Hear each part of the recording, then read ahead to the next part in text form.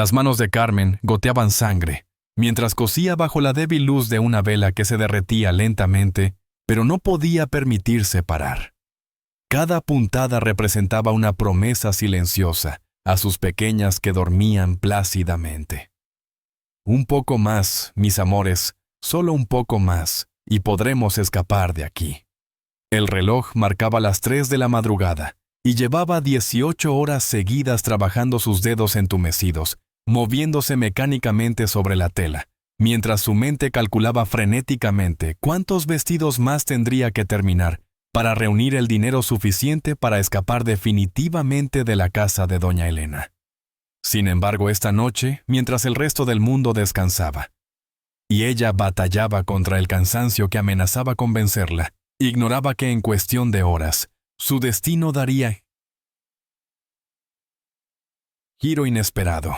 No podía imaginar que su huida desesperada la conduciría directamente hacia el hombre destinado a amarla, un guerrero apache que, sin saberlo, había estado esperándola durante años. Todo se había desencadenado medio año antes, cuando el fallecimiento de su esposo la había dejado únicamente con deudas y 2 pequeñas bocas que alimentar. Miguel Torres había sido un buen hombre, aunque imprudente, un carpintero que había malgastado sus ahorros en una inversión desafortunada justo antes de sucumbir a la fiebre. Carmen, que había consagrado su existencia a ser esposa y madre, se encontró repentinamente sola en un mundo que no brindaba oportunidades a viudas jóvenes con hijos pequeños. Doña Elena Vega se había presentado como su salvación, una señora mayor propietaria de un próspero taller de costura en San Rafael. Le había ofrecido a Carmen empleo y alojamiento para ella y sus niñas, un acuerdo que pareció providencial en su momento de mayor necesidad. Pero lo que Carmen había interpretado como caridad cristiana, pronto se reveló como una elaborada forma de servidumbre. Elena la hacía trabajar desde el alba hasta la noche, pagándole apenas lo mínimo para subsistir, mientras le cobraba sumas excesivas por la comida y el hospedaje que proporcionaba. Cada mes Carmen terminaba debiendo más de lo que ganaba, atrapada en un círculo vicioso de deuda diseñado para mantenerla cautiva perpetuamente. Pero lo que más la atormentaba no era su propia situación, sino el impacto que esta vida estaba teniendo en Sofía y Luna. Sus gemelas de 6 años, que antes habían sido niñas vivaces y llenas de curiosidad, ahora vagaban por la casa como espectros silenciosos, comunicándose en murmullos para no perturbar a doña Elena, consumiendo solo los alimentos que les permitían, y descansando en un rincón del taller de costura, porque no había otro espacio disponible para ellas. Aquella mañana, mientras Carmen elaboraba un intrincado vestido nupcial, había escuchado a Sofía preguntarle a Luna si recordaba cuando tenían su propio hogar, cuando podían reír libremente, cuando su madre les cantaba nanas en vez de coser, hasta que sus ojos se nublaban por el agotamiento. Las palabras inocentes de su pequeña habían atravesado su corazón como un puñal afilado. Carmen había comprendido, horrorizada, que estaba defraudando a los seres más importantes de su vida. No estaba protegiendo a sus pequeñas, sino permitiendo que su niñez se desvaneciera día tras día, puntada tras puntada. Esa noche fue cuando tomó la determinación que lo transformaría todo. Había contabilizado discretamente el dinero que había logrado ocultar durante meses, guardando moneda tras moneda en un pequeño frasco enterrado bajo el piso de tierra del taller. No era una suma considerable, pero quizás bastaría para alcanzar la ciudad más próxima, donde podría conseguir un trabajo digno y ofrecer una vida mejor a sus hijas. El plan era sencillo: completaría todos los pedidos pendientes esa noche, despertaría a las niñas antes del amanecer y huirían mientras Elena dormía. No consideraba esto un robo, pues había ganado cada centavo con su esfuerzo. Sin embargo, sabía que Elena no lo interpretaría así, y si las descubría antes de su escape, las represalias serían severas. Mientras cosía en esa última noche, Carmen se permitió alimentar esperanzas por primera vez en meses. Se imaginó despertando a sus pequeñas con tiernos besos en lugar de los gritos estridentes de Elena, ofreciéndoles un desayuno abundante que reemplazaría las escasas migajas que solían recibir, y contemplando cómo sus rostros se iluminarían al escuchar que finalmente eran libres, que el miedo quedaría en el pasado. Sin embargo, los sueños, como Carmen estaba por descubrir, tienen una manera cruel de transformarse en pesadillas, cuando menos lo esperamos. El alba comenzaba a teñir el horizonte cuando dio la última puntada al vestido de novia. Sus manos temblaban por el cansancio acumulado y sus ojos ardían debido a la falta de descanso, pero había conseguido terminar. Todo estaba preparado para su huida. Se aproximó al rincón donde Sofía y Luna dormían abrazadas, sus rostros angelicales, bañados por los primeros rayos dorados que se colaban por la ventana. «Despierten, mis tesoros», murmuró rozando delicadamente sus mejillas. «Nos espera un viaje muy especial». Sofía abrió sus profundos ojos oscuros, idénticos a los de su padre, y le regaló una sonrisa llena de esa confianza absoluta que solo los niños pequeños pueden depositar en sus madres. «¿Hacia dónde vamos, mamá?» «En busca de nuestro verdadero hogar», respondió Carmen, con la voz entrecortada por la emoción. «Hacia el lugar donde realmente pertenecemos». Mientras reunía silenciosamente sus escasas posesiones y guiaba a sus hijas hacia la puerta, ignoraba que el destino había trazado un camino muy diferente para ellas. No podía imaginar que en lugar de encontrar refugio en la ciudad, se verían perdidas en la espesura del bosque, al borde de perecer por hambre y sed. Y ciertamente no sabía que su momento de mayor desesperación la conduciría al encuentro con su destino, un guerrero apache herido que transformaría su súplica desesperada de «por favor llévame, trabajaré sin paga», en una historia de amor que resonaría entre las montañas. «Eres la mujer que siempre soñé». La puerta se cerró suavemente tras ellas, mientras iniciaban su viaje hacia un destino incierto, sin saber que cada paso las acercaba más al futuro que las aguardaba en las profundidades del territorio apache. 3 días más tarde, cuando Carmen se desplomó por última vez sobre el suelo húmedo del bosque, comprendió que había conducido a sus pequeñas hacia una muerte segura. Los escasos víveres que había logrado reunir durante su escape desesperado se habían terminado el día anterior, y el diminuto riachuelo que habían estado siguiendo con la esperanza de que las guiara hacia algún poblado se había convertido en un lecho reseco de piedras agrietadas que parecía burlarse de su sed cada vez más intensa. Sofía y Luna habían dejado de llorar, lo cual era una señal alarmante, pues indicaba que sus frágiles cuerpos estaban reservando cada gota de energía para mantener sus funciones vitales más esenciales.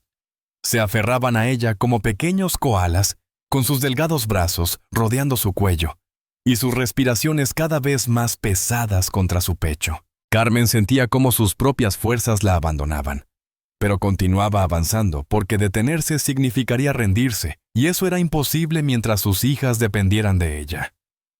Fue entonces cuando escuchó el quejido. Inicialmente creyó que era producto de su imaginación, una alucinación causada por la deshidratación y el cansancio extremo. Pero el sonido volvió a repetirse, grave y gutural, indudablemente humano y claramente en apuros. Siguió el origen del sonido entre los árboles, cada paso exigiendo una determinación que desconocía poseer hasta dar con la fuente. Un hombre se encontraba tendido al pie de un acantilado rocoso, su cuerpo robusto retorcido en una posición que evidenciaba una caída brutal. Su piel estaba curtida por el sol del desierto, su cabello negro como la noche caía suelto sobre sus hombros, y vestía prendas de cuero nunca antes vistas, pero que instantáneamente reconoció como diferentes, exóticas, pertenecientes a un mundo más allá de los límites de su limitada experiencia. Una flecha sobresalía de su hombro izquierdo, y sangre seca manchaba su camisa de cuero. Sus ojos permanecían cerrados, pero su pecho se movía con un ritmo irregular, que revelaba que estaba vivo, aunque evidentemente en grave peligro. Carmen se aproximó con cautela mientras Sofía y Luna se aferraban a ella como pequeñas criaturas asustadas. El hombre era claramente un guerrero, su físico delataba años de entrenamiento y batalla, y ella no podía determinar si representaba una amenaza o una salvación. Sin embargo, cuando abrió los ojos y la miró fijamente, lo que Carmen encontró en aquellas profundidades oscuras no fue hostilidad, sino una vulnerabilidad que reconoció al instante. Era la misma desesperación que había contemplado en su propio reflejo durante los últimos meses, la mirada de alguien que había perdido demasiado y que apenas encontraba motivos para seguir existiendo. Por favor, murmuró Carmen con la voz ronca por la sed pero firme. En su determinación, no sé quién es usted ni de dónde viene, pero mis hijas y yo estamos perdidas. Estamos muriendo. Tragó el orgullo que había sido su único escudo durante años de humillación bajo el techo de doña Elena. Por favor, llévenos con usted. Trabajaré sin pago. Haré lo que sea necesario. Solo se lo suplico, no permita que mis niñas mueran aquí. El hombre la observó detenidamente durante un momento prolongado, sus ojos recorriendo desde su rostro hasta las pequeñas figuras que se aferraban a ella, evaluando no solo su situación sino algo más profundo. Cuando finalmente rompió el silencio, su voz emergió con una resonancia que parecía brotar desde lo más hondo de su pecho, hablando en un español impecable, pero marcado por un acento indescifrable para ella. «¿Cuál es tu nombre?», inquirió sin responder directamente a su ruego. Carmen Torres contestó sin dudar. Su instinto maternal la impulsó a añadir: «Estas son mis hijas Sofía y Luna». Algo se transformó en su semblante al mencionar a las niñas.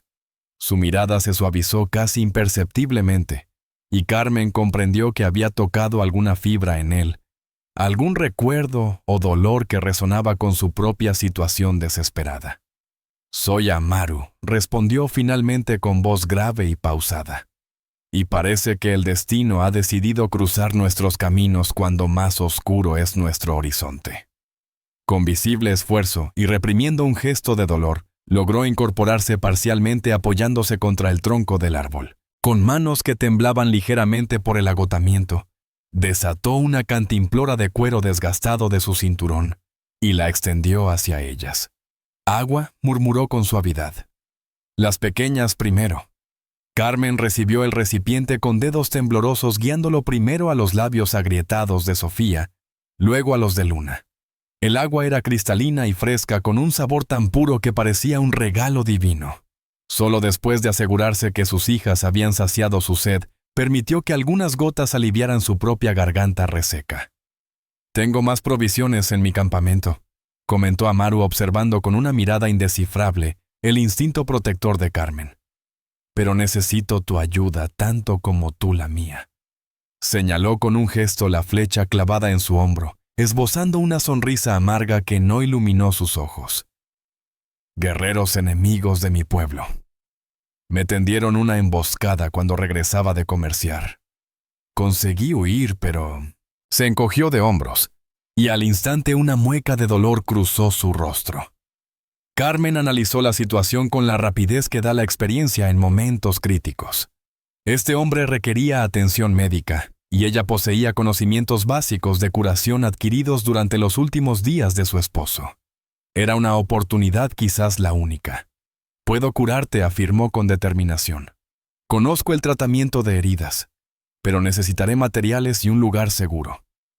Amaru la examinó detenidamente, y Carmen sintió que la evaluaba en niveles que no alcanzaba a comprender. Finalmente asintió. «Mi campamento está a mediodía hacia el norte. Allí encontrarás todo lo necesario».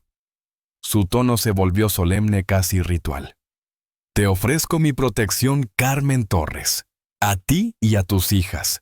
A cambio me ayudarás a sanar y después...». Se detuvo como si estuviera sopesando meticulosamente cada palabra que iba a pronunciar.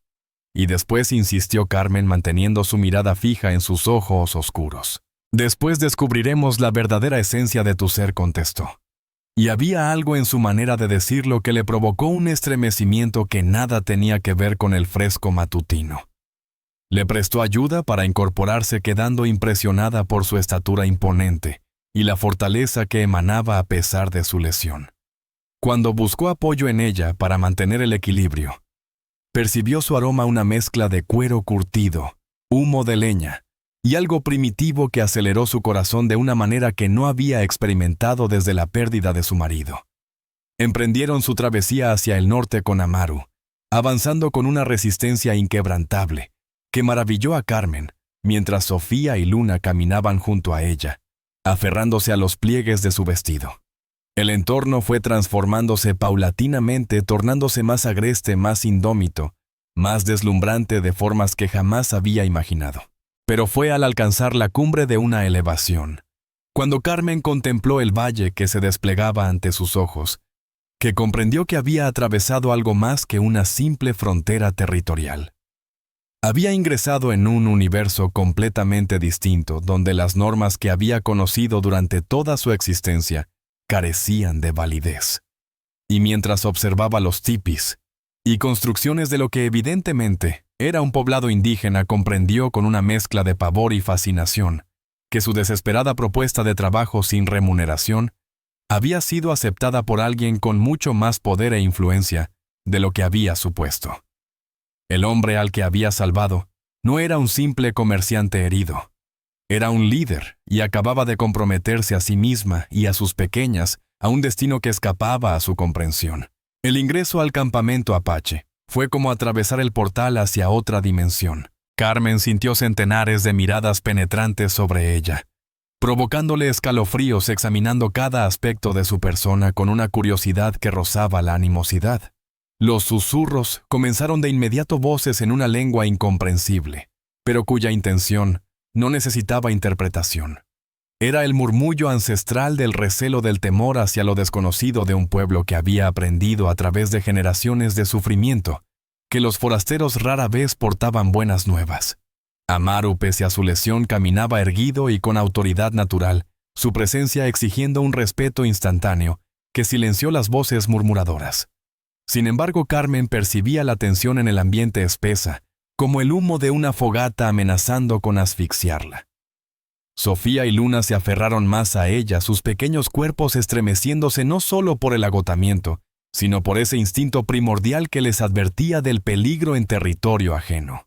La tienda de Amaru sobresalía entre las demás, construida con pieles trabajadas hasta alcanzar una tersura extraordinaria y adornada con símbolos que proclamaban jerarquía y autoridad. Al ingresar, Carmen se sintió inmediatamente sobrecogida por la abundancia de texturas y fragancias. Cuero perfectamente curtido, hierbas aromáticas suspendidas del techo y el persistente aroma de inciensos rituales que creaban un ambiente casi místico.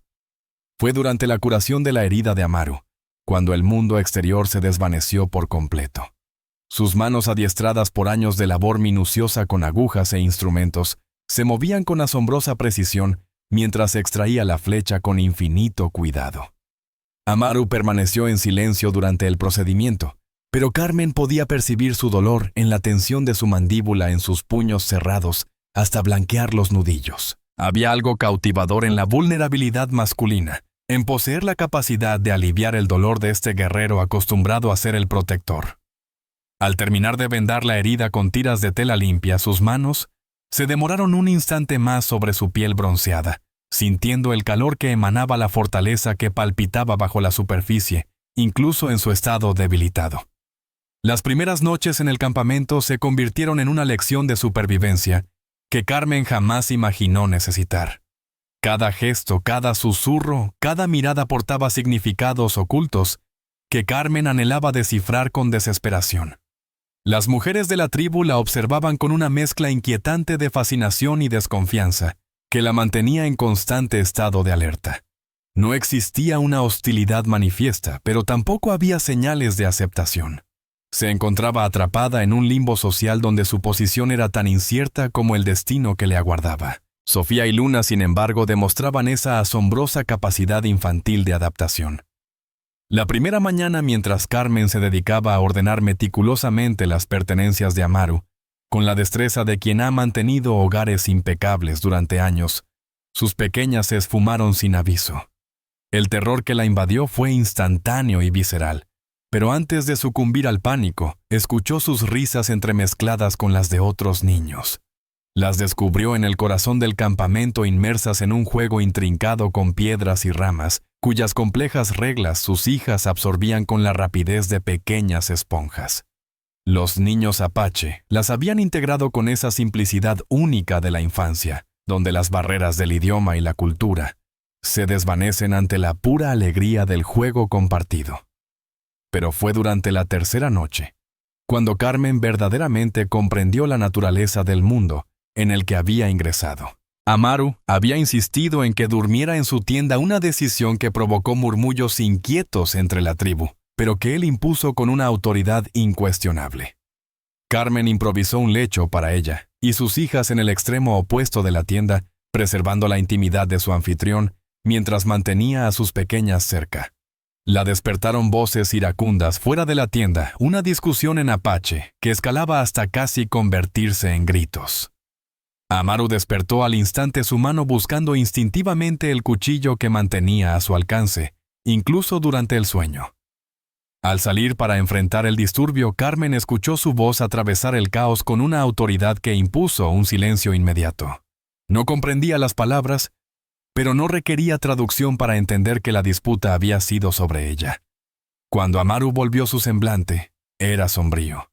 Y Carmen percibió cómo su estómago se contraía con la certeza de que su período de gracia había llegado a su fin. En vez de explicaciones o disculpas, Amaru se aproximó a donde ella permanecía sentada, sus ojos buscando los de ella en la oscuridad de la tienda apenas iluminada por los últimos rescoldos del fuego central. Al hablar, su voz revelaba una cualidad diferente, más personal, impregnada de sentimientos que ella no lograba identificar completamente. El ambiente entre ellos se cargó de una tensión que Carmen no había experimentado desde los primeros tiempos de su matrimonio, cuando el mundo parecía rebosar de infinitas posibilidades. Amaru extendió su mano hacia ella, no como una orden, sino como una propuesta, y cuando sus dedos se encontraron, experimentó una sensación que recorrió desde sus dedos hasta el centro de su ser. Las palabras sobraban porque eran innecesarias. En su mirada, Carmen distinguió un anhelo que nada tenía que ver con el hambre física, una soledad que resonaba con la suya propia, una fragilidad que él raramente mostraba ante otros. Y por primera vez, desde el fallecimiento de su esposo, no se sintió como una viuda desamparada o una refugiada agradecida, sino como una mujer deseada por un hombre que merecía ser deseado. El instante se interrumpió con la aparición repentina de una silueta que ingresó a la tienda sin previo aviso, moviéndose con la seguridad de alguien que poseía el derecho de estar allí. Era una mujer apache hermosa, de una manera que hizo que Carmen se sintiera instantáneamente insignificante, ataviada con vestimentas ceremoniales que denotaban posición y pertenencia. Sus ojos se desplazaron de Amaru a Carmen, con un escrutinio tan gélido y metódico que pareció hacer descender la temperatura varios grados. Cuando habló se dirigió directamente a Amaru, pero sus palabras destilaban un veneno que no precisaba interpretación. Carmen no entendía el idioma, pero captó perfectamente el mensaje. Esta mujer no era una simple integrante de la tribu. Era alguien que ejercía autoridad sobre Amaru, una persona cuya presencia transformaba la posición de Carmen de inestable a potencialmente amenazante. Mientras observaba la interacción entre ambos, notando la familiaridad tensa, la historia compartida que se manifestaba en cada gesto, y mirada, Carmen comprendió que su desesperada propuesta de trabajo gratuito había sido aceptada por un hombre que ya cargaba con obligaciones, compromisos y una vida que no contemplaba espacio para una viuda refugiada con 2 pequeñas. La cruel realidad de su situación la envolvió como una manta asfixiante y opresiva. No era simplemente una huésped en este mundo, era una intrusa, y había llegado el momento de descubrir exactamente cuál sería el costo de la salvación que había implorado con tanta desesperación. El nombre de la intrusa era Paloma, y su mera presencia alteró el ambiente de la tienda como una tormenta que se aproxima sin advertencia. Carmen no necesitaba dominar el apache para entender que cada palabra que emanaba de los labios de esta mujer era una declaración territorial, una afirmación de propiedad sobre el hombre que había salvado su existencia. La manera en que Paloma se desplazaba por el espacio tocando objetos con familiaridad natural, reordenando elementos que ya estaban perfectamente dispuestos, era una demostración silenciosa, pero contundentemente clara, de que este lugar le había pertenecido mucho antes de que Carmen arribara con sus súplicas desesperadas. Amaru escuchaba en silencio su rostro, una máscara de control que no revelaba nada de sus pensamientos o sentimientos. Pero Carmen había dedicado suficiente tiempo a observarlo durante su recuperación como para identificar las sutiles señales. La tensión casi imperceptible en sus hombros, el modo en que sus dedos se flexionaban inconscientemente, la línea rígida de su mandíbula que aparecía cuando contenía emociones intensas. La conversación concluyó abruptamente cuando Paloma se giró hacia Carmen, sus ojos oscuros, evaluándola con una frialdad que la hizo sentir como un insecto siendo examinado antes de ser eliminado. No expresó amenaza alguna verbalmente, pero su sonrisa transmitía un mensaje más aterrador que cualquier palabra. Era el gesto de alguien que conocía perfectamente su posición en la jerarquía tribal y que se sentía absolutamente segura de su capacidad para eliminar cualquier obstáculo en su camino. Cuando Paloma abandonó la tienda, el silencio se tornó tan denso que Carmen podía escuchar los latidos de su corazón retumbando en sus oídos.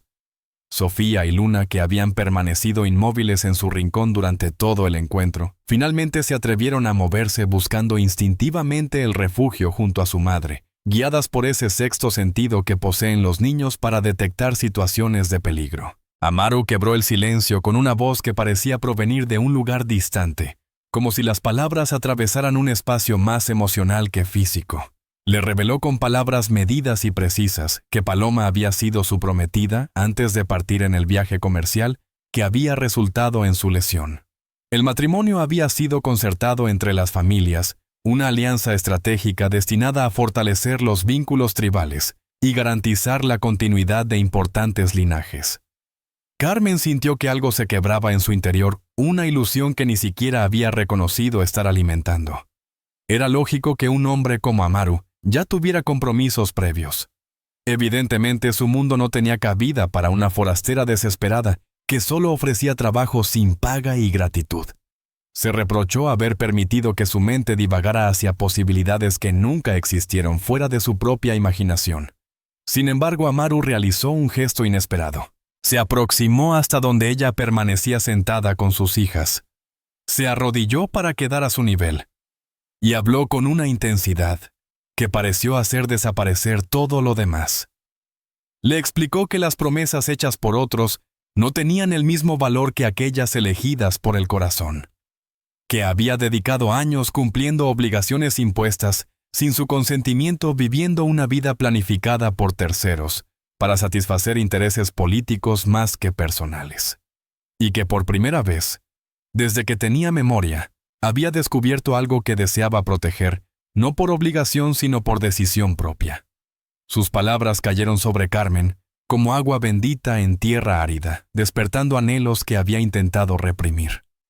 Sin embargo, antes de que pudiera articular respuesta alguna, antes de que su mente procesara completamente aquella confesión, la realidad exterior penetró bruscamente en su íntimo momento.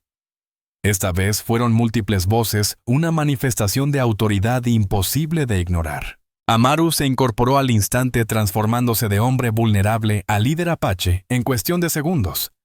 Abandonó la tienda y Carmen alcanzó a distinguir fragmentos de una discusión acalorada donde su nombre resonaba constantemente. Al regresar, su semblante se había ensombrecido.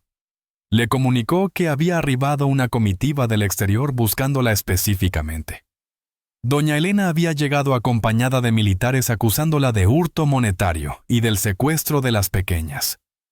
Portaba documentación, testimonios de testigos, pruebas que retrataban a Carmen como una delincuente y secuestradora desesperada. El pánico que la invadió fue tan abrumador que momentáneamente le impidió respirar. Había estado tan inmersa en su nueva realidad que olvidó que su pasado no la dejaría escapar tan fácilmente. Elena no solo pretendía recuperar a su más eficiente empleada, sino establecer un precedente, demostrar que nadie podía desafiar su autoridad sin sufrir represalias. Pero lo que verdaderamente la aterrorizó fue comprender que su presencia ahora comprometía no solo la seguridad de sus hijas, sino también la de Amaru y su pueblo. Si los militares concluían que los apaches habían auxiliado a una prófuga, las consecuencias podrían resultar devastadoras para quienes le habían mostrado una bondad inmerecida. Amaru pareció intuir sus pensamientos. Se aproximó nuevamente, pero esta vez su contacto fue distinto. Sostuvo su rostro entre sus manos, obligándola a mirarlo directamente, y le aseguró con inquebrantable determinación que no enfrentaría esta amenaza en soledad. Él había prometido su protección, y su palabra era inquebrantable sin importar las dificultades que pudieran presentarse. Carmen sintió el peso de las lágrimas contenidas deslizándose por sus mejillas. Durante interminables meses había soportado sola la responsabilidad de proteger a sus pequeñas, de buscar respuestas a dilemas aparentemente imposibles. En este momento, por vez primera, alguien le extendía no solo un refugio momentáneo, sino una verdadera promesa de amparo, ese tipo de respaldo, que significaba que sus temores ya no tendrían que ser enfrentados en soledad. Sin embargo, era consciente de que aceptar tal protección conllevaría consecuencias. Amaru tendría que decidir entre sus responsabilidades ancestrales y esta mujer que había irrumpido en su existencia como una tormenta imprevista. Paloma no permanecería callada ante semejante desafío a lo que ella consideraba sus privilegios legítimos. Y Carmen misma necesitaría encontrar la manera de demostrar que merecía los riesgos que él estaba dispuesto a asumir por ella. El eco de pisadas aproximándose a la tienda señaló que había llegado el momento crucial de las decisiones. En breves instantes, Carmen debería enfrentar no solo a Elena, sino también las repercusiones de haber buscado asilo en un mundo que no comprendía plenamente. Y mientras aguardaba que se descorriera la entrada de la tienda estrechando a Sofía y Luna contra su pecho, comprendió que su ofrecimiento inicial de trabajar sin remuneración estaba por ser sometido a pruebas que jamás había imaginado. El encuentro entre Carmen y doña Elena fue como presenciar dos concepciones distintas de la feminidad, enfrentándose en un duelo donde las palabras eran las armas y la verdad misma, el territorio en disputa. Elena ingresó al recinto del Consejo Tribal con la soberbia de quien había dedicado décadas a intimidar a los más vulnerables. Su vestimenta negra de luto impecablemente planchada contrastaba dramáticamente con las prendas de cuero y los tonos naturales del entorno. Sus ojos diminutos y despiadados se clavaron instantáneamente en Carmen con una satisfacción depredadora que pareció viciar el aire mismo. Los militares que la escoltaban se mostraban inquietos en el territorio apache, sus uniformes empapados, no solo por el calor sofocante, sino por la ansiedad de estar rodeados por guerreros que los miraban con una hostilidad apenas disimulada. Pero Elena parecía inmune al peligro, impulsada por un resentimiento que había estado creciendo durante días, hasta transformarse en una rabia que la hacía sentirse indestructible. Carmen se incorporó despacio con Sofía y Luna a sus costados como pequeñas guardianas. La diferencia entre ambas mujeres era abrumadora. Elena impecablemente vestida, pero emanando una maldad que se percibía como un aroma putrefacto. Y Carmen con ropa sencilla, pero portando una dignidad forjada en las llamas del verdadero dolor. Las imputaciones de Elena impactaron en la reunión como rocas lanzadas a un estanque, hurto, rapto, deslealtad, hacia una protectora bondadosa que había acogido en su casa a una viuda desamparada. Su tono se elevaba con cada acusación, nutriéndose de su propio enojo hasta convertirse en una representación dramática calculada para despertar compasión y legitimar su papel de víctima. Sin embargo, cuando Carmen contestó, su voz poseía una cualidad que atravesó la exaltación de Elena como un filo certero. No alzó la voz ni se defendió con arrebatos emocionales. En su lugar habló con la exactitud de quien había aprendido que la verdad, cuando se expone con claridad, supera cualquier manipulación.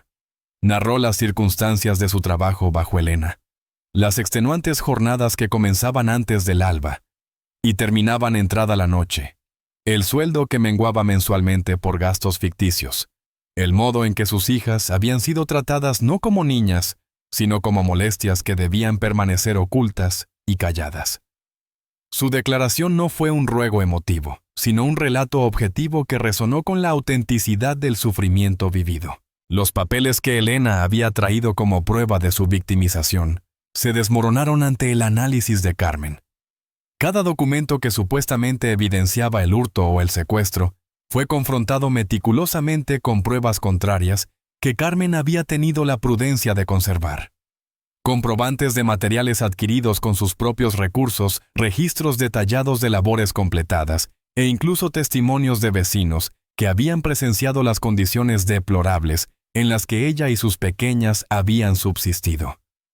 Sin embargo, el instante que transformó radicalmente el curso de la confrontación surgió cuando Carmen ejecutó un acto totalmente imprevisto. En vez de proseguir con su defensa, se dirigió hacia Amaru, y solicitó su autorización para revelar algo. Con manos que exhibían un ligero temblor, procedió a desabotonar su blusa.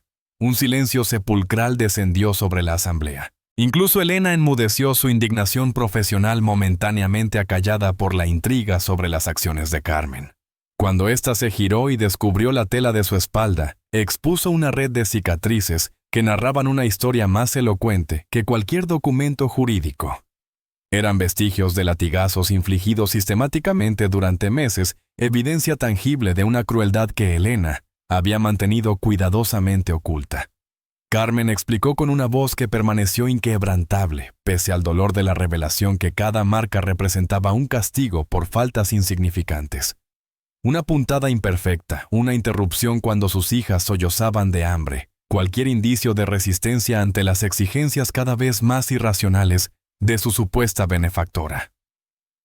El impacto en la asamblea fue instantáneo y visceral.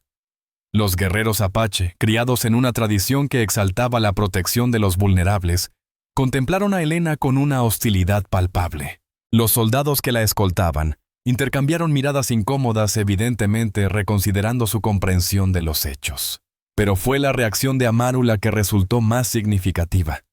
Carmen observó cómo el rostro de Amaru se transformaba mientras examinaba las marcas de su sufrimiento, sus manos convirtiéndose en puños que revelaban una furia apenas contenida.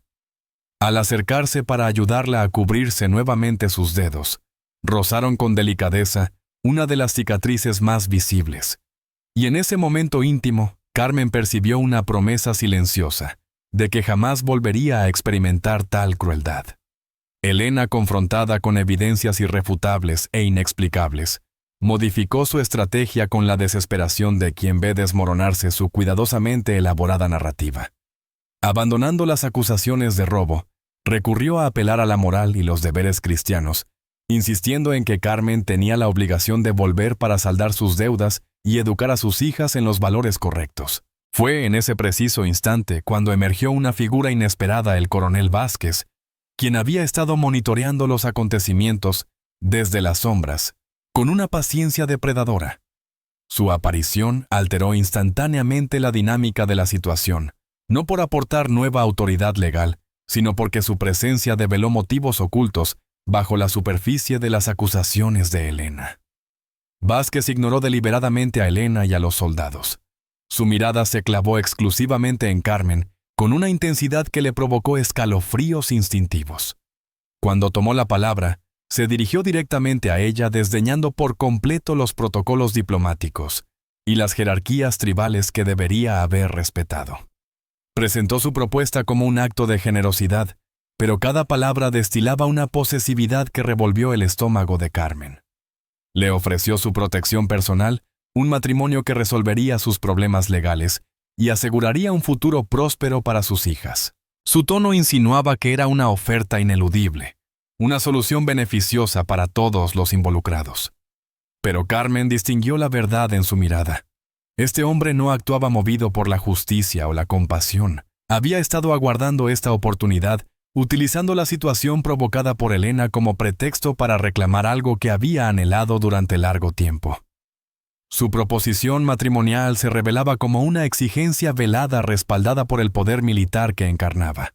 El ambiente dentro de la tienda se tornó denso, con una tensión que amenazaba con desencadenar violencia en cualquier instante.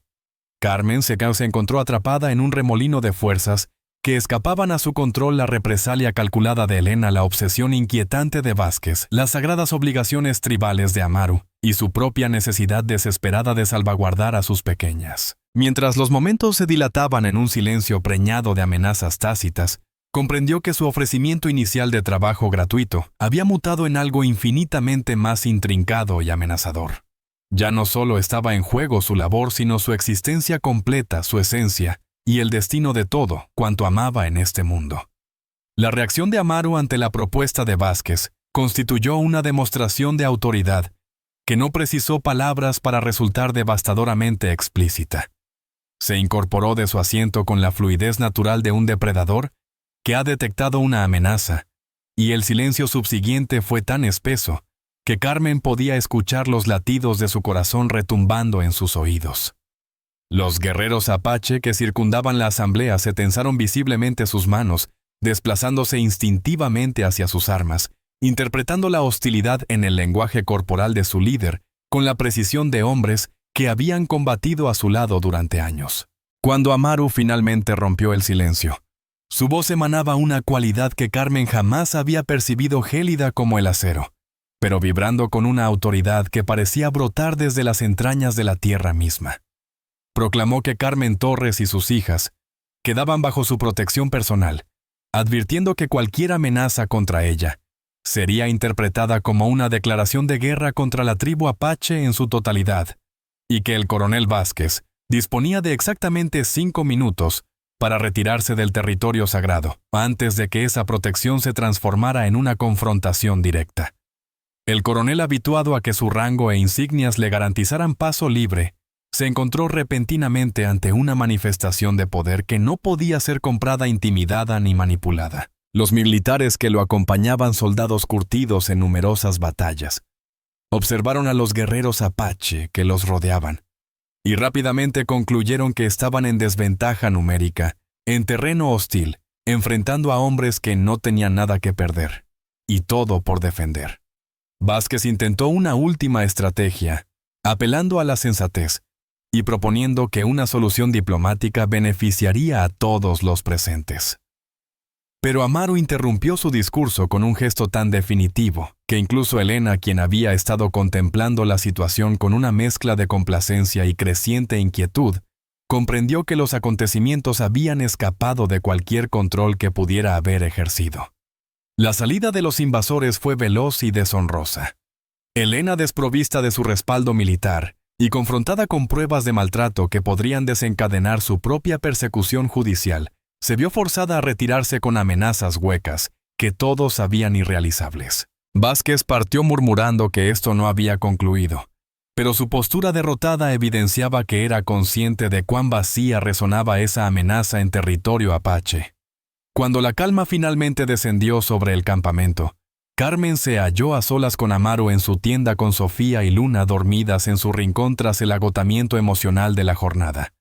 La tensión acumulada durante horas finalmente cedió y comenzó a temblar con una intensidad incontrolable. Amaru se aproximó sin pronunciar palabra, reconociendo la reacción tardía al trauma presenciado.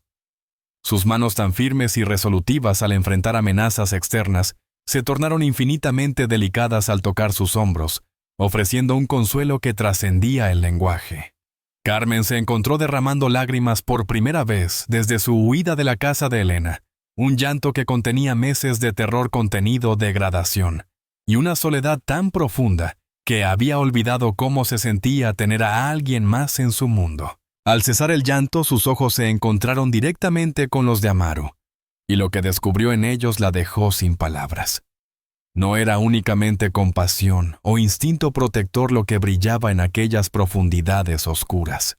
Era un anhelo que ella reconocía, porque resonaba con el suyo propio, un deseo que había estado floreciendo silenciosamente durante noches de cuidados mutuos, conversaciones susurradas en la oscuridad, y momentos de conexión que habían construido algo que ninguno se había atrevido a nombrar. El beso que siguió fue espontáneo, natural. Emergió de la confluencia del alivio, la gratitud y una atracción que había estado ardiendo bajo la superficie, como brasas esperando oxígeno para transformarse en fuego vivo. Los labios de Amaru transmitían firmeza y calidez, y cuando la envolvió en sus brazos, Carmen experimentó por primera vez en años la certeza de estar exactamente donde debía estar. Sin embargo, incluso en medio de ese momento íntimo, una parte de su conciencia permanecía vigilante ante las complejidades de su situación. Paloma no había estado presente durante el enfrentamiento con Elena y Vázquez, y su ausencia resultaba más inquietante que tranquilizadora. Carmen presentía que la mujer apache no aceptaría pasivamente esta nueva intimidad entre Amaru y la forastera que había alterado sus planes matrimoniales. Como si sus pensamientos la hubieran invocado, el sonido de pisadas fuera de la tienda anunció una presencia no deseada. Paloma irrumpió sin anunciarse, su mirada captando inmediatamente la evidente proximidad entre Amaru y Carmen. El cambio en su semblante fue instantáneo y aterrador, transitando de la sorpresa al entendimiento y luego a una ira tan pura que pareció hacer vibrar el aire con peligro. No gritó ni montó una escena. En su lugar habló con una frialdad glacial que resultaba mucho más amenazante que cualquier arrebato emocional. Sus palabras, aunque pronunciadas en apache, destilaban un veneno que Carmen sintió atravesar su cuerpo como una corriente helada. Era la voz de una mujer despojada de lo que consideraba su derecho legítimo, una mujer que no se sometería a tal humillación, sin presentar batalla. Amaru respondió con una determinación inquebrantable, pero Carmen notó la tensión que recorría su cuerpo, la manera en que sus músculos se preparaban para un enfrentamiento que sabía inevitable. Paloma no solo encarnaba su propio dolor y resentimiento, sino que representaba las expectativas de generaciones enteras, pactos tribales, establecidos durante décadas, tradiciones ancestrales, que no podían ser ignoradas sin desencadenar graves repercusiones políticas. El intercambio entre ellos se fue intensificando gradualmente, las voces elevándose, hasta convertirse en un duelo verbal que amenazaba con estallar en confrontación directa. Carmen, aunque ajena al significado exacto de las palabras, podía interpretar el mensaje en los tonos, en la gesticulación, en la manera en que ambos se enfrentaban como guerreros antiguos, preparándose para un combate donde solo uno podría proclamarse vencedor. En ese momento, Paloma ejecutó una maniobra que alteró radicalmente la naturaleza del conflicto. Se dirigió a Carmen, empleando un español impecable, aunque teñido de un acento que transformaba cada palabra en una amenaza velada, y le presentó una disyuntiva que en realidad no ofrecía alternativa real.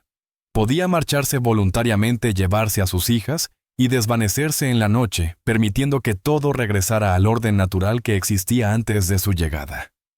Como compensación, Paloma garantizaría suficientes provisiones para que alcanzara la ciudad más próxima e iniciara una nueva vida lejos de los problemas que su presencia había ocasionado. O podía permanecer y afrontar las consecuencias de desafiar costumbres más antiguas que la memoria misma, consciente de que su decisión no solo determinaría su destino, sino también el de Amaru, sus hijas, y posiblemente toda la tribu que se había visto involucrada en un conflicto que nadie había buscado.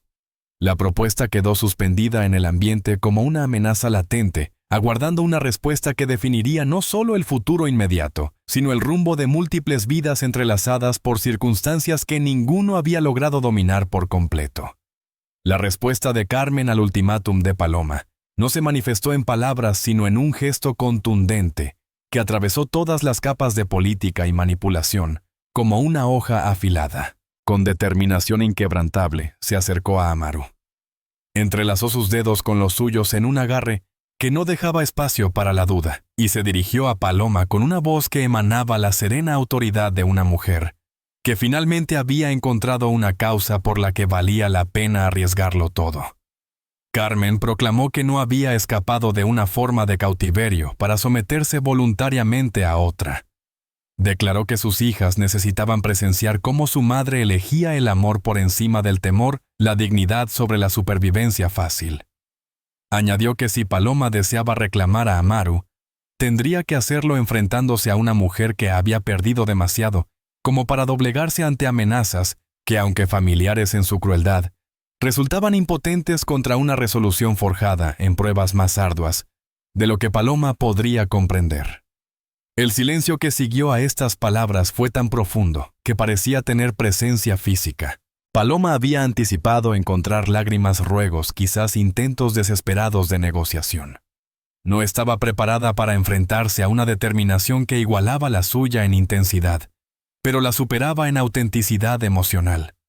La viuda refugiada se había transformado ante sus ojos en una adversaria respetable, y esta metamorfosis alteró instantáneamente toda la dinámica del enfrentamiento. Sin embargo, Paloma no había alcanzado su posición en la política tribal cediendo fácilmente. Si no podía intimidar a Carmen para que se retirara por voluntad propia, encontraría otros métodos para neutralizar la amenaza que representaba. Su sonrisa, cuando finalmente emergió, fue tan gélida y calculadora, que pareció hacer descender la temperatura dentro de la tienda varios grados. Los días posteriores constituyeron para Carmen Una lección en guerra psicológica que jamás había imaginado necesitar. Paloma evitó el ataque directo demasiado astuta para ello. En su lugar, inició una campaña de 1000 pequeñas heridas, cada una diseñada para demostrarle a Carmen precisamente cuán fuera de lugar se encontraba en este mundo que no alcanzaba a comprender.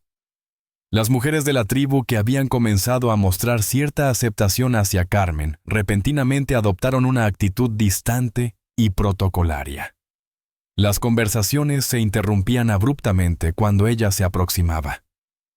Las sonrisas se tornaban artificiales, y la asistencia que antes se brindaba espontáneamente, ahora requería una solicitud formal. Paloma había orquestado meticulosamente una red de presión social que convertía cada jornada en una prueba de resistencia emocional. Sin embargo, fue a través de Sofía y Luna que Paloma ejecutó su estrategia más devastadora. Los pequeños de la tribu, influidos por comentarios aparentemente inofensivos de los mayores, empezaron a marginar a las gemelas de sus actividades lúdicas. No se trataba de una crueldad manifiesta, sino de algo más sutil y por ende más hiriente, la construcción de una barrera invisible que recordaba persistentemente a las niñas su condición de forasteras, que su presencia era meramente tolerada en lugar de celebrada. Carmen contemplaba impotente cómo la vitalidad se desvanecía paulatinamente del semblante de sus hijas, cómo sus naturalezas extrovertidas se replegaban hacia una cautela defensiva que le destrozaba el alma. Sofía, quien había prosperado con el cariño y la aceptación de otros niños, ahora se aferraba al vestido de su madre con una inquietud que evidenciaba un rechazo experimentado demasiado temprano. Luna, tradicionalmente más introvertida, se sumió en un mutismo casi total, sus ojos expresivos, siguiendo cada movimiento de los adultos con una vigilancia impropia de una niña de 6 años. Amaro intentó neutralizar la campaña de Paloma, pero se encontró en una posición insostenible. Como líder no podía imponer sentimientos personales a su gente sin comprometer su propia autoridad. Como hombre enamorado, no podía resguardar completamente a Carmen de las repercusiones sociales sin confirmar las acusaciones sobre su debilitamiento por su influencia. Cada iniciativa que tomaba en su defensa se convertía en prueba de que Paloma tenía razón sobre el efecto destructivo de su presencia en la estructura tribal.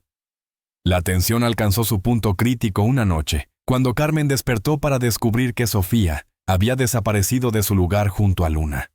El pánico que experimentó fue instantáneo y visceral, impulsándola fuera de la tienda, en una búsqueda desesperada que alertó a medio campamento.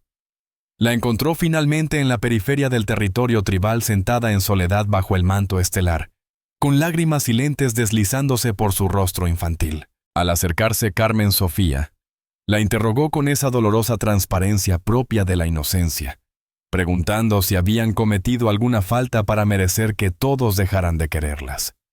Si quizás deberían marcharse para evitar que aquel hombre bondadoso que las había rescatado siguiera enfrentando dificultades por su presencia.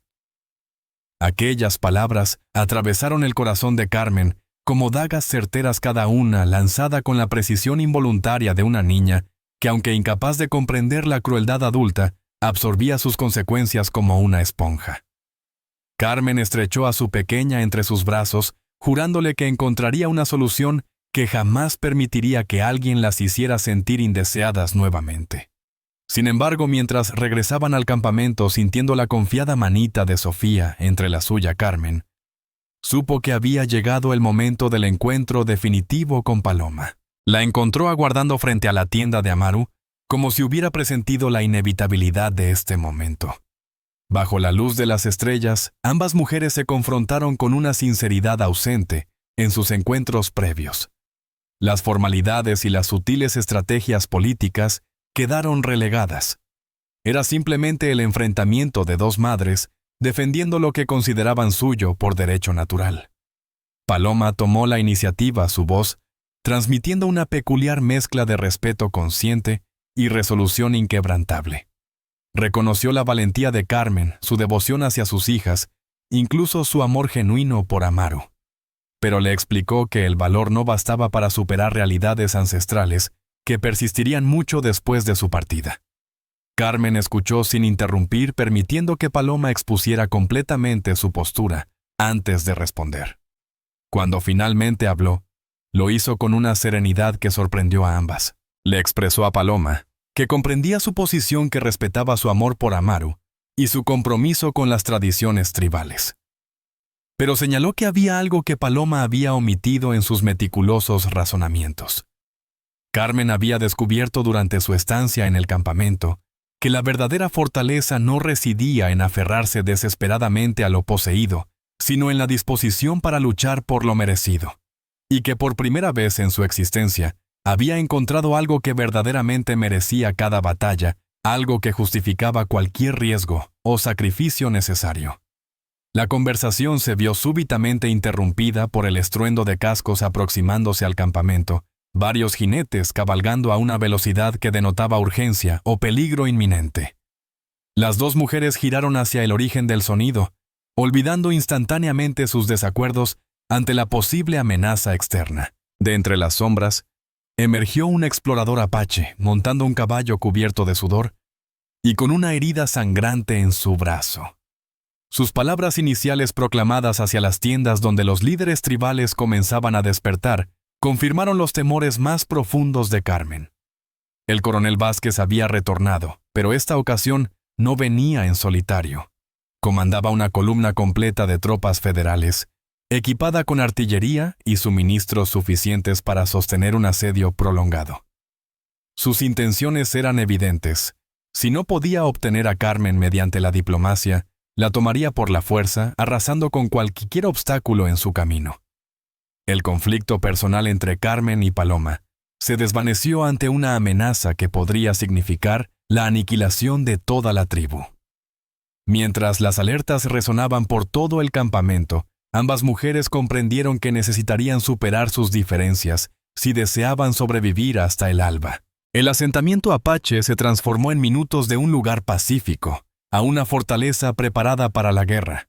Carmen contempló asombrada cómo cada integrante de la tribu, desde los más ancianos hasta los niños, se movía con una precisión que revelaba generaciones de supervivencia bajo amenaza constante. No existía desorden ni pánico, solo la eficiencia letal de un pueblo que había aprendido que la diferencia entre vivir o morir frecuentemente se medía en segundos de preparación. Amaro surgió en medio del caos como la personificación del liderazgo bajo presión. Su metamorfosis de amante tierno a comandante militar fue tan absoluta que Carmen apenas reconoció al hombre que la había besado con dulzura momentos antes. Sus órdenes atravesaban el aire como cuchillos afilados, dirigiendo el movimiento de los guerreros, coordinando la evacuación de civiles y supervisando la distribución de armamento con una autoridad que no permitía vacilaciones ni retrasos. Sin embargo, cuando sus ojos se encontraron con los de Carmen, ella pudo percibir la batalla interna que se libraba en su interior. El estratega dentro de él analizaba las alternativas disponibles con la frialdad necesaria para garantizar la supervivencia. Entregar a Carmen podría evitar un derramamiento de sangre innecesario, salvar vidas inocentes y preservar una comunidad que había sido confiada a su protección. El hombre enamorado rechazaba esta posibilidad con cada fibra de su ser, preparado para enfrentarse a un ejército completo, antes que permitir que ella fuera devuelta a una existencia de tormento. La primera delegación militar arribó bajo una bandera de paz, aunque sus verdaderas intenciones eran tan evidentes como el agua turbia. El capitán, que actuaba como mensajero de Vázquez, expuso condiciones diseñadas para parecer sensatas, mientras ocultaban una amenaza de absoluta crueldad. Carmen Torres y sus hijas serían devueltas para enfrentar supuestos cargos legítimos en territorio mexicano. Cualquier oposición a esta exigencia sería considerada como apoyo a prófugos y desencadenaría represalias que afectarían a toda la tribu. Amaro escuchó la propuesta en completo silencio, su semblante convertido en una máscara impenetrable que no revelaba sus pensamientos. Al solicitar tiempo para consultar con su consejo, el capitán esbozó una sonrisa condescendiente que provocó que varios guerreros instintivamente sujetaran sus armas. Le concedió una hora para recapacitar, después de la cual los soldados procederían a recuperar su propiedad con o sin la colaboración apache.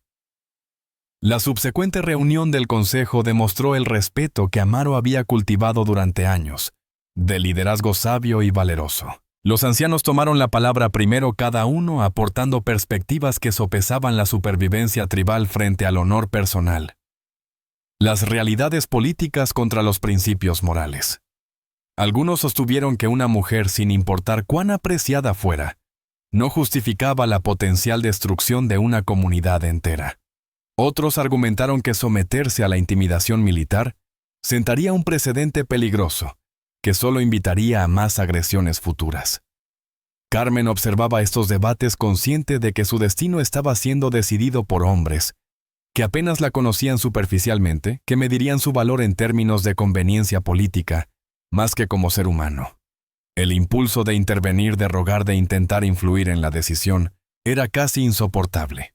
Sin embargo, comprendía que cualquier intromisión de su parte solo reforzaría las sospechas de que era una manipuladora que había engañado a su líder. Fue Paloma quien alteró radicalmente el curso de la discusión. Se incorporó durante una pausa en los debates, su presencia exigiendo atención inmediata, no solo por su posición como mujer apache destacada, sino por la autoridad moral que portaba como alguien directamente afectada por la situación. Su intervención fue una obra maestra de diplomacia tribal que transformó la cuestión de ¿merece Carmen el riesgo? ¿En qué clase de pueblo somos si abandonamos a quienes buscan nuestro amparo? No defendió a Carmen por afecto personal, eso hubiera resultado evidentemente falso.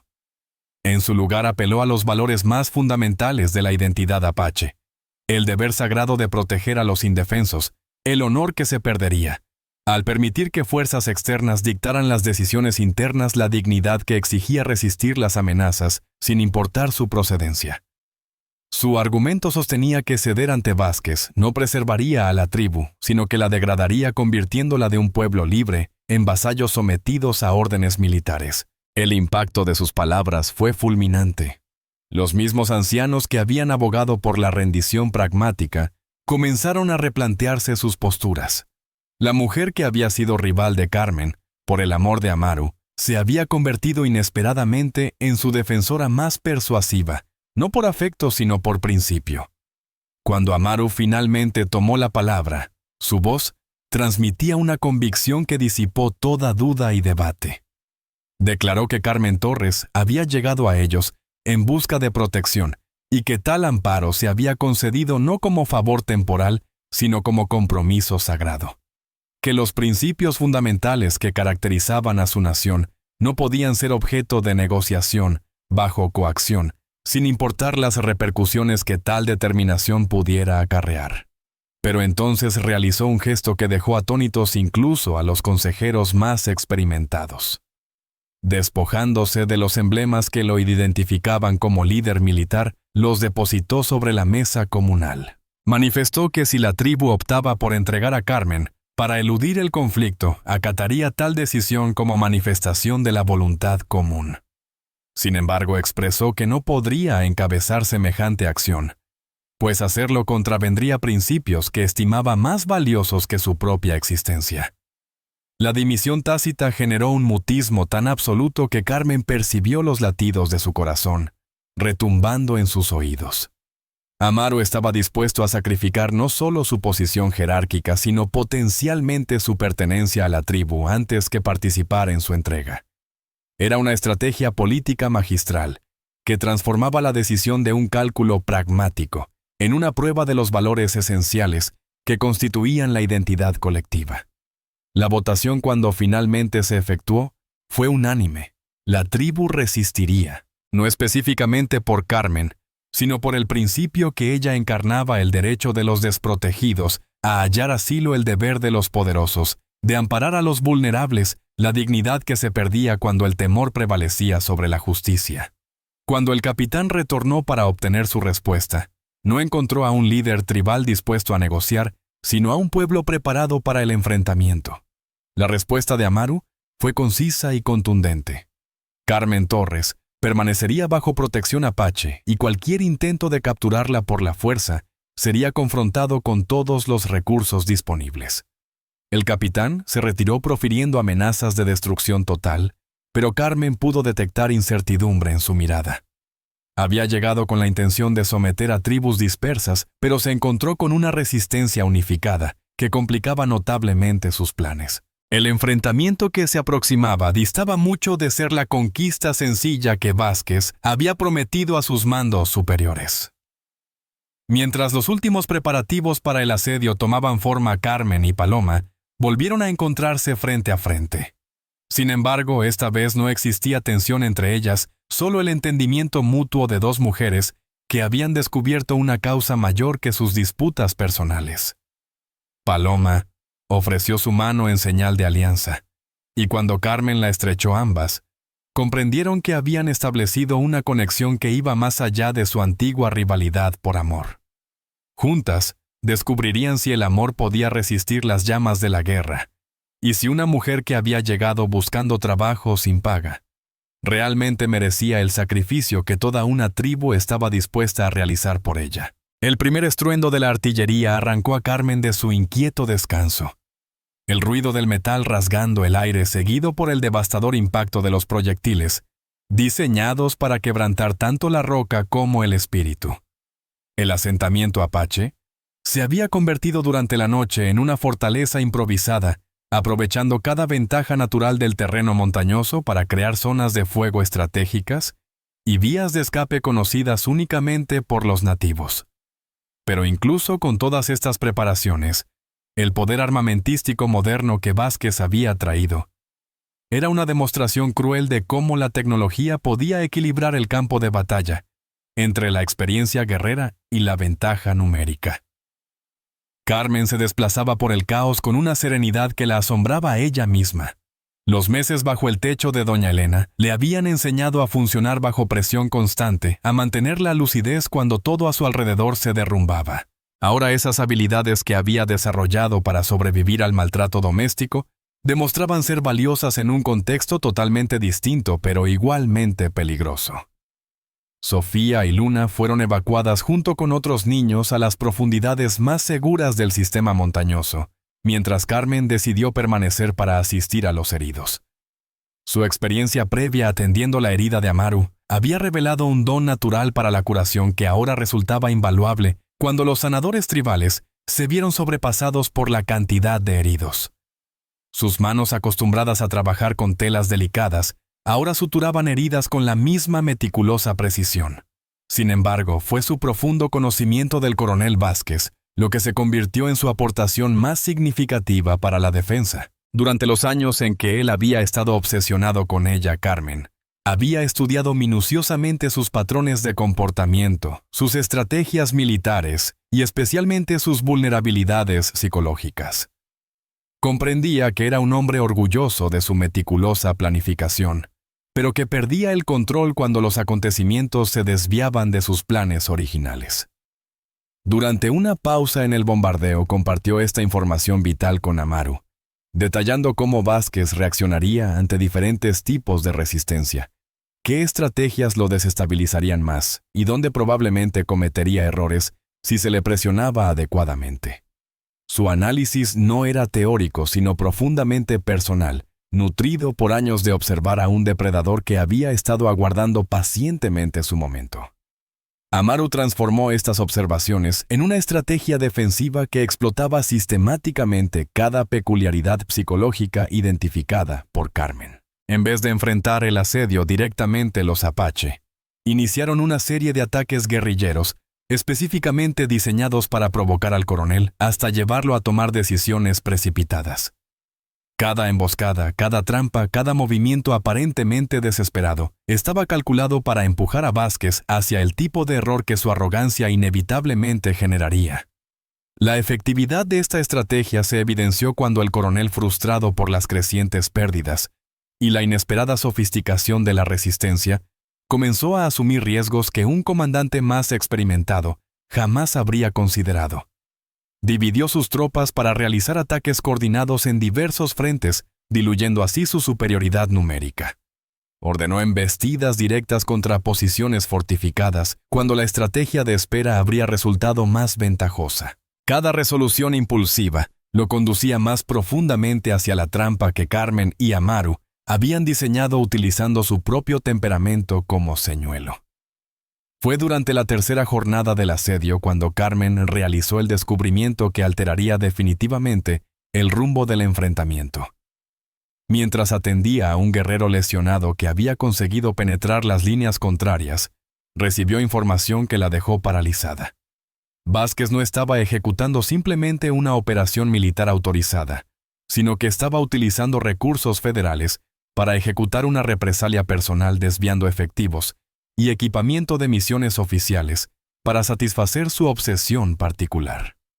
Más alarmante aún, el oro que empleaba para financiar la campaña había sido sustraído de un convoy gubernamental hacía varios meses, un delito atribuido a bandidos, pero que en realidad había sido planificado por el propio Vázquez. Carmen ahora poseía información que podría arruinar completamente al coronel, pero necesitaba encontrar un medio para transmitirla a las autoridades correspondientes sin comprometer su posición.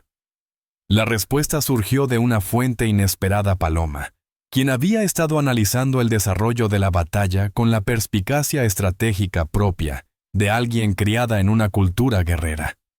Sugirió un plan tan temerario que inicialmente pareció suicida. Carmen se entregaría voluntariamente a Vázquez, pero no como una cautiva vencida, sino como cebo en una trampa final que explotaría tanto su soberbia como su corrupción.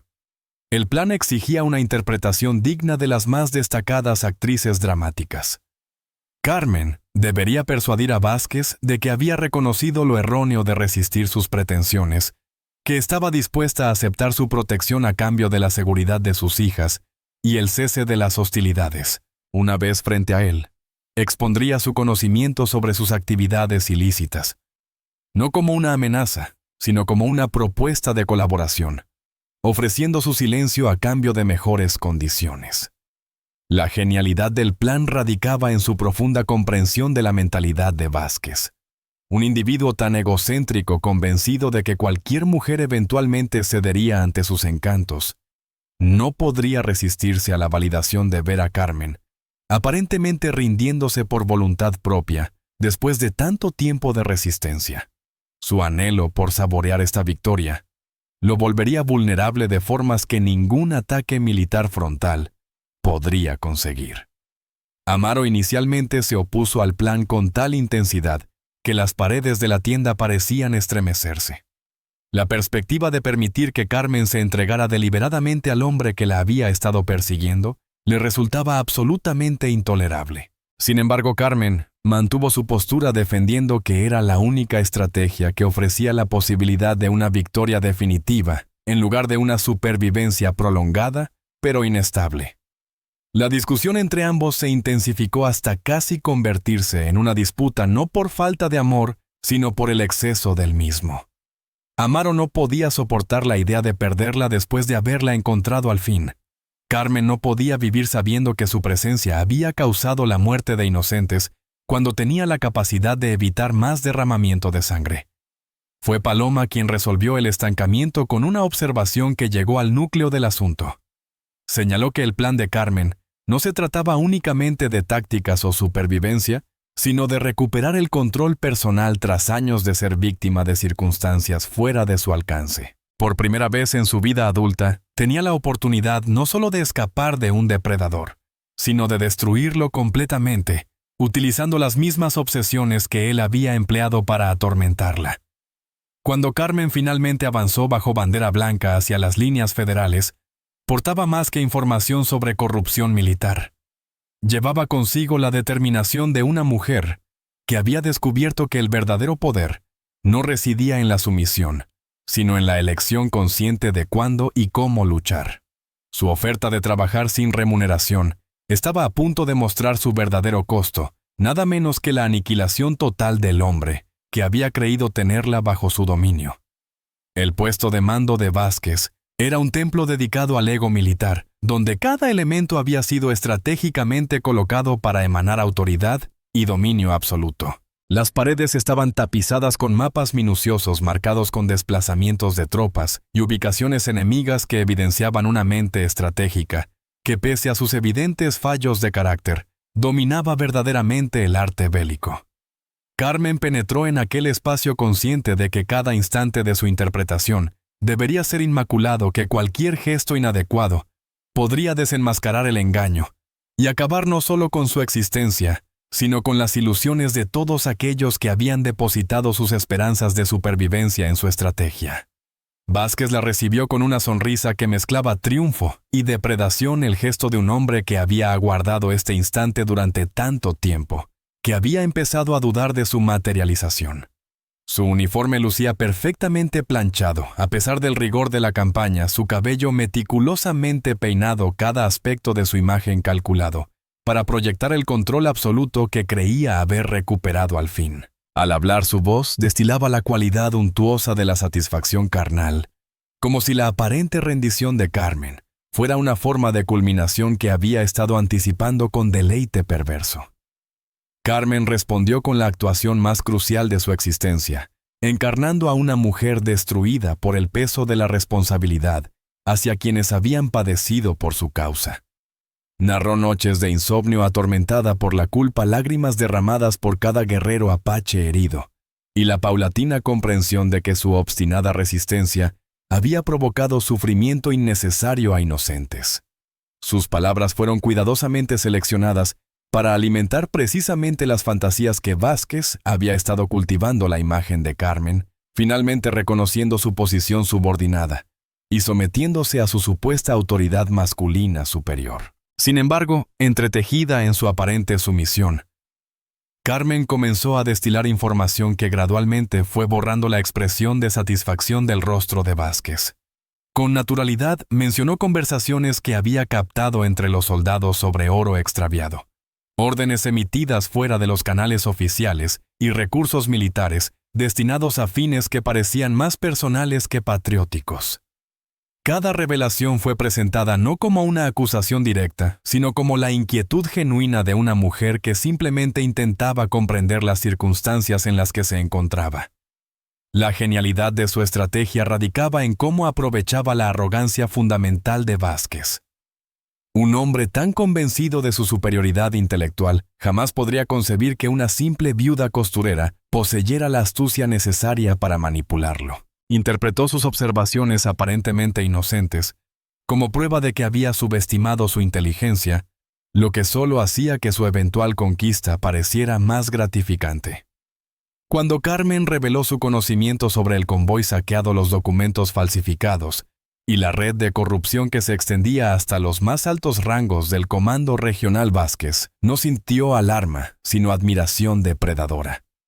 Aquí estaba una mujer que no solo poseía belleza, sino también la sagacidad para apreciar plenamente su genio criminal. Su conocimiento de sus secretos no representaba una amenaza, sino una validación, la prueba de que por fin había encontrado una compañera digna de sus ambiciones. La trampa se cerró cuando Carmen sugirió que su conocimiento podría serle útil, que una mujer con su comprensión de las operaciones podría ser más valiosa como aliada que como mera posesión. Vázquez, embriagado por la posibilidad de tener tanto a Carmen como su complicidad intelectual, comenzó a revelar detalles de planes futuros, que confirmaron todas sus sospechas y más.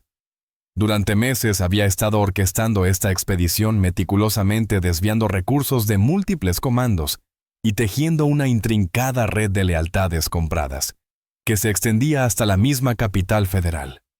Su obsesión por Carmen era meramente el catalizador. Sus verdaderas aspiraciones contemplaban el establecimiento de un dominio personal en la zona fronteriza donde podría operar sin la supervisión de superiores que no comprendían su ambiciosa visión.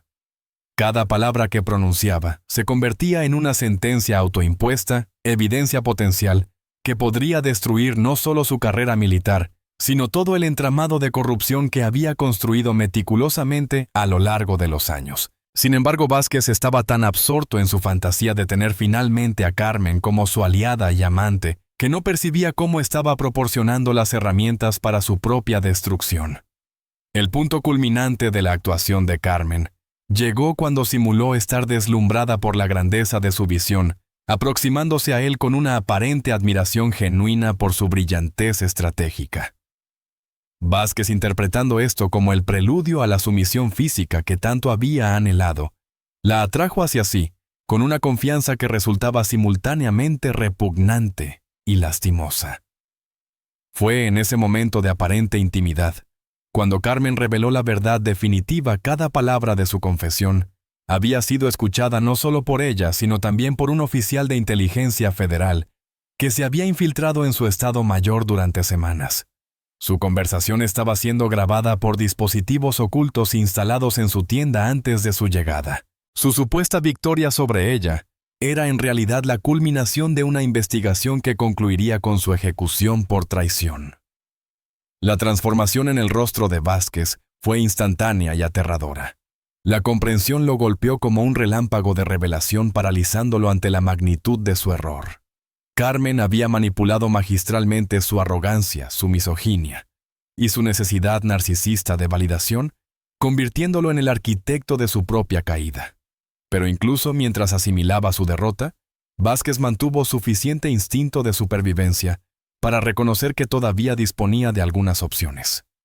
Carmen podría haber orquestado su caída, pero ella permanecía físicamente bajo su control, aislada, excepto por los guardias que aún mantenían su lealtad personal. Su último acto como hombre libre sería garantizar que la mujer que lo había humillado pagara el máximo precio por su atrevimiento. La hoja del cuchillo que extrajo de su cinturón destelló bajo la luz de las lámparas, mientras se aproximaba a Carmen, con una sonrisa que había perdido todo rastro de humanidad. Si iba a caer, arrastraría consigo a la mujer responsable de su destrucción. Pero Carmen había previsto incluso esta reacción, y su última sonrisa fue la de una mujer que sabía que había ganado una partida mucho más sofisticada de lo que su adversario jamás había imaginado. El estruendo de cascos aproximándose velozmente anunció que la etapa final de su estrategia estaba en marcha y que el hombre que la había perseguido durante tanto tiempo estaba por descubrir que él había sido la verdadera presa todo este tiempo. El rugido que rasgó el aire nocturno no fue humano, sino algo más ancestral y devastador, el grito de un guerrero apache que había descubierto que la mujer que amaba se encontraba en peligro mortal. Amaro irrumpió en la tienda del comando como una fuerza natural, desencadenada su aparición tan repentina y violenta que por un instante pareció haberse materializado de la oscuridad misma, impulsado por la pura fuerza de su instinto protector. El cuchillo de Vázquez nunca alcanzó a Carmen. Los reflejos perfeccionados en décadas de combate permitieron a Amaro interceptar el ataque con una precisión que evidenciaba cientos de enfrentamientos similares, donde la diferencia entre la vida y la muerte se medía en fracciones de segundo. El sonido metálico del choque de armas resonó en la tienda como una campana, seguido inmediatamente por el impacto sordo de dos cuerpos colisionando con la fuerza de locomotoras en movimiento. Pero la verdadera confrontación no era física sino mental, y se desarrollaba en diversos frentes simultáneamente. Mientras Amaro y Vázquez se enfrentaban en un combate cuerpo a cuerpo, sus tropas en el exterior se encontraban ante una revelación que estaba destruyendo metódicamente su cadena de mando. Las grabaciones que Carmen había mencionado no eran un engaño. Oficiales federales legítimos emergían de sus posiciones ocultas, donde habían estado registrando la corrupción de Vázquez durante meses.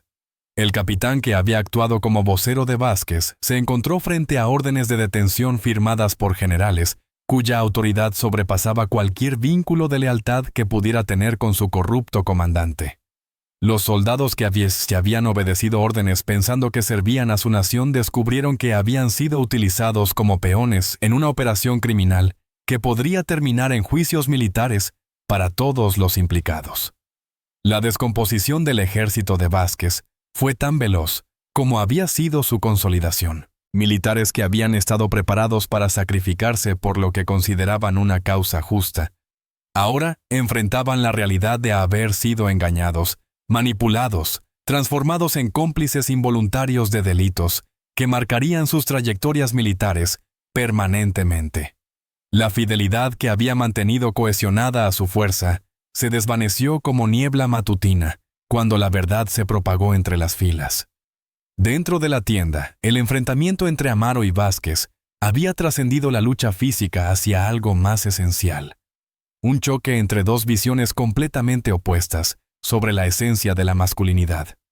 Vázquez combatía con la desesperación de alguien que había construido su valía mediante el dominio sobre otros, particularmente mujeres.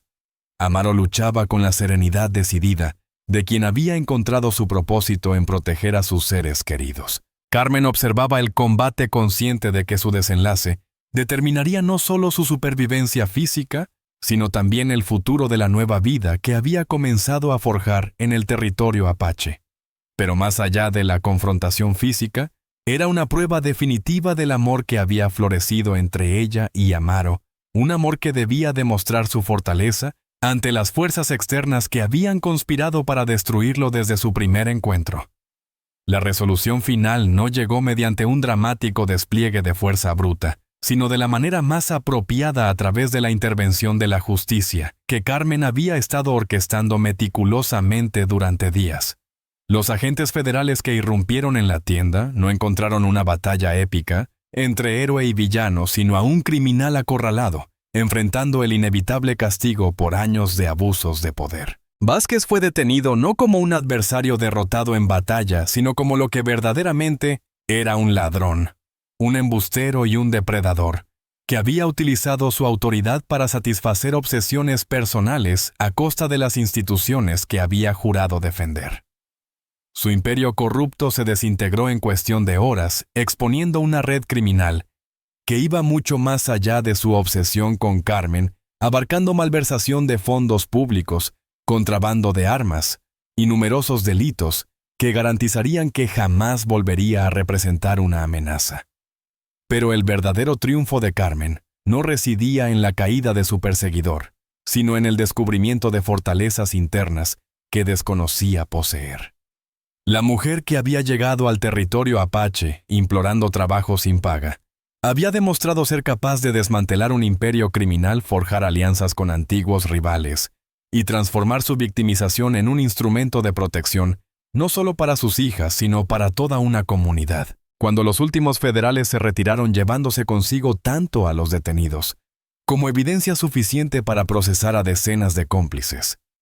El Valle Apache se sumió en un silencio diferente a cualquiera que Carmen hubiera experimentado antes. No era la tensión angustiante del temor, sino la serenidad profunda que emana de una seguridad auténtica, esa paz que surge al saber que las amenazas no solo han sido neutralizadas, sino erradicadas definitivamente. Amaro se aproximó a ella en ese momento de quietud, sus ojos encontrando los de ella, con una intensidad que transmitía sentimientos demasiado profundos para ser expresados con palabras. Cuando finalmente rompió el silencio, su voz cargaba el peso del entendimiento total de lo que ella había arriesgado de sus logros, de lo que significaba tener una compañera que no solo necesitaba protección, sino que también era capaz de proteger. Le confesó que aquel día en el bosque había creído estar auxiliando a una viuda desesperada con sus pequeñas. Ahora comprendía que había sido él, el verdadero beneficiado rescatado de una existencia marcada por pérdidas anteriores y deberes impuestos por terceros. Carmen no solo había traído amor a su vida, sino la posibilidad de forjar un futuro juntos bajo sus propias condiciones. La proposición que siguió no fue la declaración ceremonial que tradicionalmente exigían los rituales tribales. Fue algo más íntimo y significativo. El reconocimiento mutuo entre dos seres que habían encontrado en el otro, no solo amor, sino una plenitud que ninguno sabía que estaba buscando.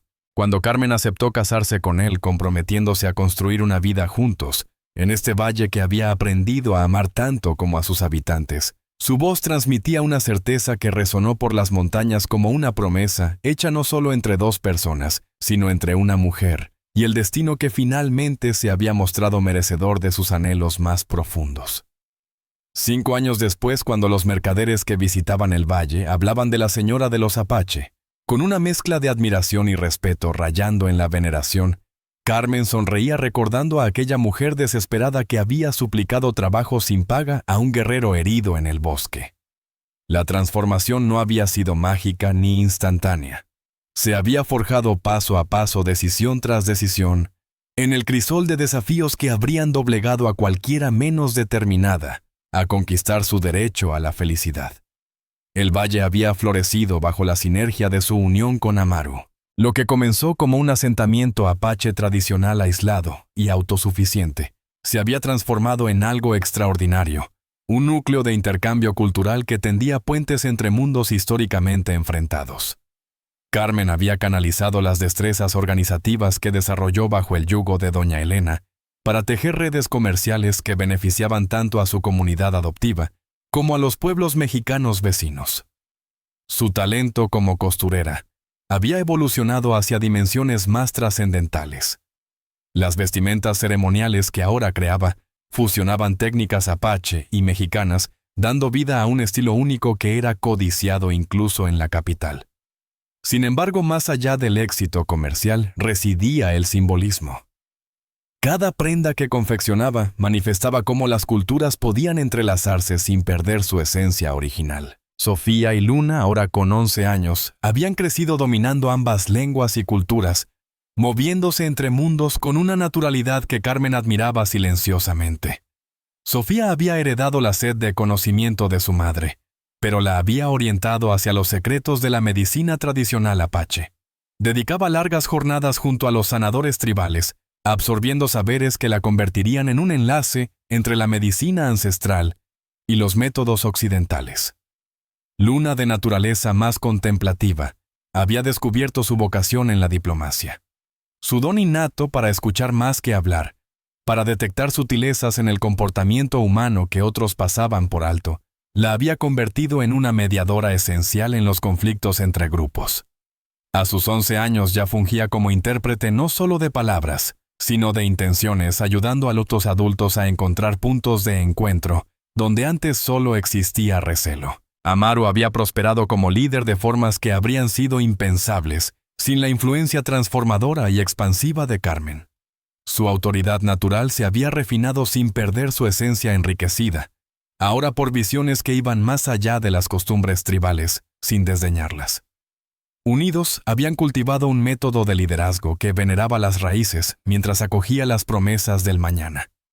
Fue durante un ocaso particular, mientras Carmen contemplaba a sus pequeñas, compartiendo juegos con niños apache junto al río que serpenteaba por el corazón del valle, cuando la dimensión total de su metamorfosis la impactó como una epifanía divina.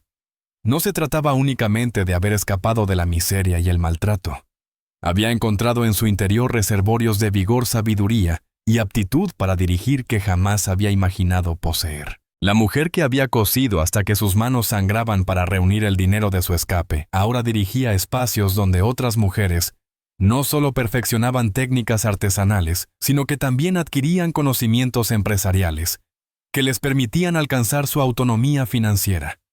La viuda que una vez tembló ante las intimidaciones de Elena, ahora establecía acuerdos comerciales con funcionarios gubernamentales que la buscaban específicamente por su renombre de equidad y eficiencia.